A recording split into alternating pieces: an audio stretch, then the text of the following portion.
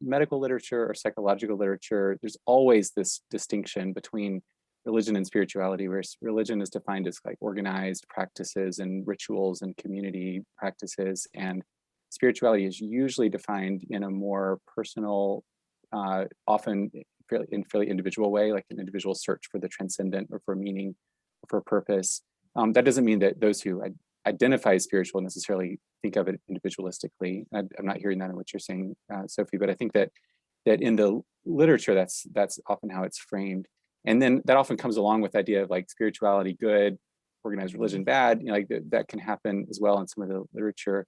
And the religion and spirituality in health literature shows that both intrinsic spirituality, when it's defined individually and in terms of meaning and purpose and connection and transcendence, and things that would clearly fall into the religiosity category, so religious service attendance, personal religious rituals like prayer, have associations with mental health outcomes, especially with depression and anxiety, that are more often than not aligned with positive mental health outcomes, but not always.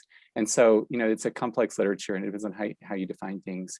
And the concepts themselves are historically kind of complicated because the concept of spirituality itself, the word itself has a root that draws from initially from Christian theological thought about spirituality as the life engendered by the Holy Spirit.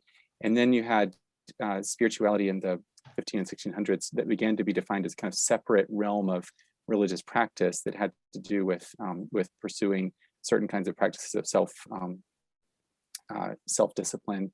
And then that gave rise in our modern time to spirituality as something that's largely seen as disconnected from any specific religious practice. And so I think there's a history to it that I think makes it complicated. I just want to say that for some people, spirituality is different from religion. For some people, spirituality doesn't make any sense apart from particular religious community. For some people, they're all bound together. So to Sophie's point at the beginning, like you just can't ever assume. You have to just talk to people individually and think about what's individually, what do people mean when they use those words, and that's important.